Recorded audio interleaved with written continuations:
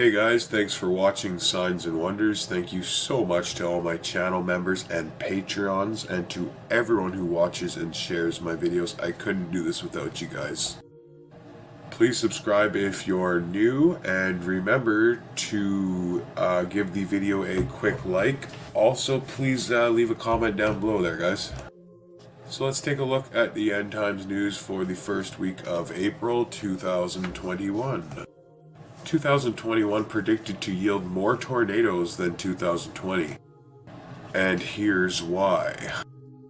As the climatological peak of tornado season draws near in the United States, AccuWeather forecasters are warning that the season is just getting started. March, April, and May are typically the most active in terms of tornadoes, but this year, April and May could be particularly dangerous as the ingredients come together for frequent outbursts of severe weather.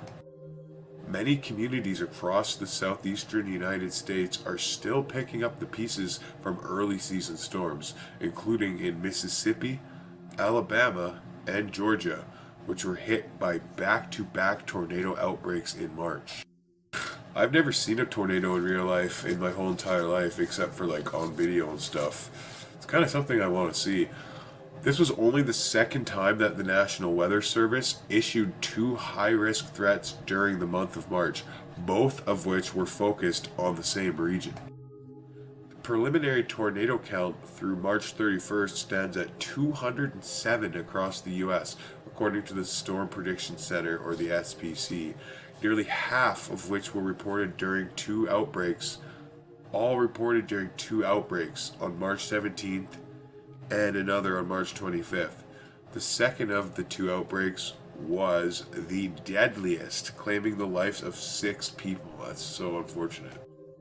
The same eruption of storms spawned an EF4 tornado that tracked through the Atlantic suburb of Newnan, Georgia, in the middle of the night. Newnan, Georgia. Unfortunately, the worst may be yet to come, with severe weather season about to shift into high gear. AccuWeather forecasters told Waydall that they are predicting 1,350 to 1,500 tornadoes to touch down across the country this year, which is slightly above the annual average of 1,383. That prediction is an increase from 2020, when a total of 1,245 tornadoes were observed, according to records kept by the SPC. Sweden cancels controversial balloon test to artificially cool the Earth. Kind of reminds me of that show Snowpiercer on Netflix, when the scientists, because of global warming, this is the theory of the show, they tried to cool down the planet, and they messed up and they cooled it down too much and basically caused an ice age. And yeah, it's kind of a crazy show, a science fiction show. It's based on the movie Snowpiercer. Check it out. It's on Netflix. It's not bad. The Swedish Space Corporation, SSC, has decided to cancel the controversial balloon test flight that aimed to artificially cool the Earth due to growing concerns about its possible harmful effects on the ozone layer and the ecosystem. The flight was planned to launch in June 2021. Stratospheric Controlled Perturbation Experiment, or SCO-PEX, is a scientific experiment to improve understanding of stratospheric aerosols that could be relevant to solar geoengineering. It is a project by Harvard scientists which aims to fight global warming by mimicking the effect of volcanic eruptions to artificially cool the planet. The project entails launching a high-altitude weather balloon to test its ability to carry a gondola with 1,322 pounds of material, about 12 miles or 20 kilometers high, and release them in an effort to dim the sunlight by reflecting the radiation to space. SCO-PEX builds on 4 decades of research on the environmental chemistry of the ozone layer in the Anderson, Keith, Ketchets groups. So Anderson/Keith/Ketchets groups. Scopex will use or adapt many of the high-performance sensors and flight system engineering experiences developed for this ozone research, according to the Ketchup Group at Harvard. Measuring the ways that aerosols alter stratospheric chemistry can, for example, improve the ability of global models to predict how large-scale geoengineering could possibly disrupt stratospheric ozone. Geez, gosh, sounds smart when I read this. Hey, Billy Joe, hey, Ma. Outdoor experiments can provide in situ perspective that it is impossible to obtain in the laboratory, and Scopex can help us validate important model parameters that have yet to be tested against measurements, the team explained. The Hilk. Other private donors, including Bill Gates, the most kindest man in the world, the most gentlest soul ever, Bill Gates, have expressed their intent of supporting to this program. However, several environmental groups and critics raised their concern about the project's possible harmful effects on the ozone layer and the ecosystem, saying the method could be risky and dangerous for the planet. Chicka chicka blow, right now. I'm a star at the bar. Whoa. This kid better delete that or I'll ruin my career, latte. Ruin it. The committee has recommended to Harvard and the research team that any equipment test flights in Sweden need to be suspended until the committee can make a final recommendation about these flights based on a robust and inclusive public engagement in Sweden. The committee will conduct a listening-based engagement activity in Sweden in order to help the committee understand Swedish and indigenous perspectives and make up an informed and responsive recommendation about the equipment test flights. With 3 billion users, Facebook is now more powerful than many countries and considers itself to be a sovereign state with their own Supreme Court. Back in 2018, Virgil took note of the many similarities between Zuckerberg and Augustus Caesar, the first Roman emperor. More precisely, Virgil noted the many ways, starting with Zuck's overtly Augustan haircut, that Zuckerberg has manifestly sought to model himself after the ancient empire builder. It says in brackets, we can add that Zuckerberg is hardly the only big tech type with grandiose ambitions. Just on March 15th, we learned that Tesla founder Elon Musk has changed his title at the company to Techno King. Indeed, Zuckerberg and Facebook have been fashioning themselves into some sort of world state. Just last month, the New Yorker magazine published a 7,500-word article headlined Inside the Making of Facebook's Supreme Court. The power and dominance of social media has created a power base that the combined military might of multiple nations cannot match, and to that point, Facebook is beginning to look on itself as a sovereign nation. When a tech company can silence a sitting United States president, that is a whole lot of power. But thou, O Daniel, shut up the words and seal the book. Even to the time of the end, many shall run to and fro, and knowledge shall be increased. That is one of my favorite end times prophecies. That, of course, is Daniel chapter 12, verse 4, and I read it in the King James for y'all. In case you guys haven't been following the global trends, I am more than happy to keep an eye on end time for you.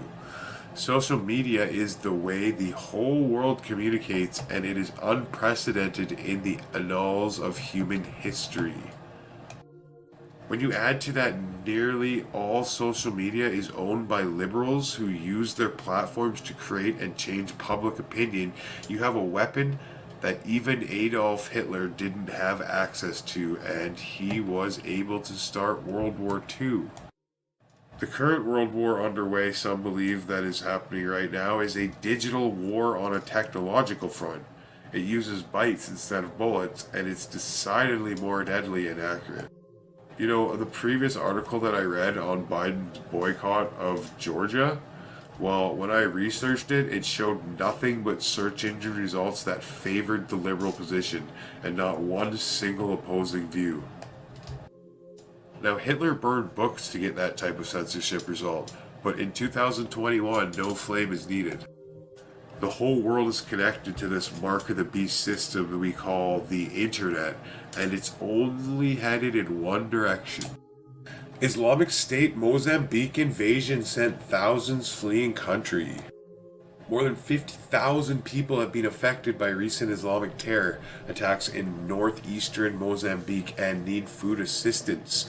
The World Food Program said this on Thursday. Hundreds of Muzzy terrorists believed to be linked to the Islamic State or ISIS attacked the Mozambican natural gas hub of Palma, located in Cabo Delgado province, on March 24th. The jihadis laid siege to the city for several days and killed dozens of Palma residents, including foreigners contracted to work at a nearby liquefied gas plant. ISIS formally claimed responsibility for the attack on Palma on March 29th and remained in control of the resort town as of the same day, according to the Dyke Advisory Group. That's what it's called, the Dyke Advisory Group, DYCK, a South African private security firm hired by the Mozambican government to defend Palma. The attack sparked a grand exodus from Palma to neighboring towns and provinces. Hundreds of people fled the fighting, running into forests, mangroves, or nearby villages, the BBC reported on March 28th. It's a real humanitarian catastrophe, WFP Director for Southern Africa Lola Castro said in a press statement issued April 1st. People are heading all over the place, by boat, on foot, by road. The WFP is distributing emergency food packages to support the people wherever they are, and collaborating with UNICEF to supply a desperate population with drinking water, Castro said. Now, UNICEF stands for the United Nations International Children's Emergency Fund. The WFP is the food assistance branch of the UN.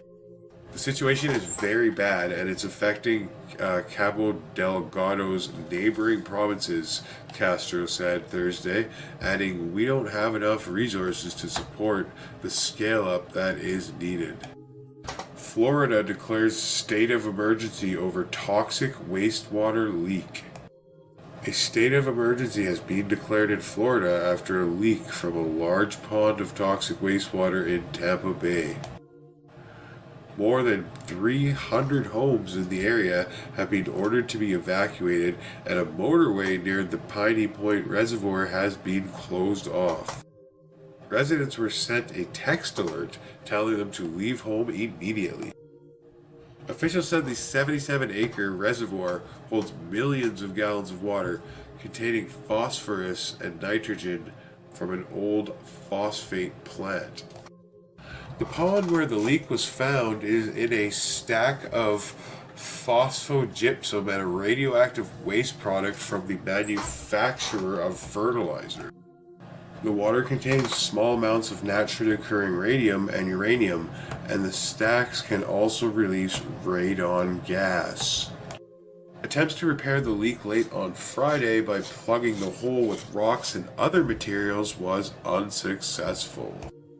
Florida Governor Ron DeSantis declared the state of emergency on Saturday. Manatee County Administrator Scott Hopes told a press conference that there were concerns the water could flood the area, which is mostly agricultural. We're talking about the potential of about 600 million gallons, or 2.3 billion liters, within a matter of seconds and minutes, leaving that retention pool and going around the surrounding area, he said. Thousands of gallons per minute is currently being pumped out of the reservoir now to bring the volume of water down, while other workers have been charting the path to control the flow of the water. By the declaring a state of emergency, funds can be made released to send more pumps and cranes to the area. Thanks for watching, everyone. Don't forget to like and subscribe. Please leave a comment below. And God bless you and your families. I hope to see you guys all at the next live show. Don't forget to hit your notification reminders when you subscribe. Hit that bell so you'll be notified every time we go live. Again, God bless and see you guys on the next show.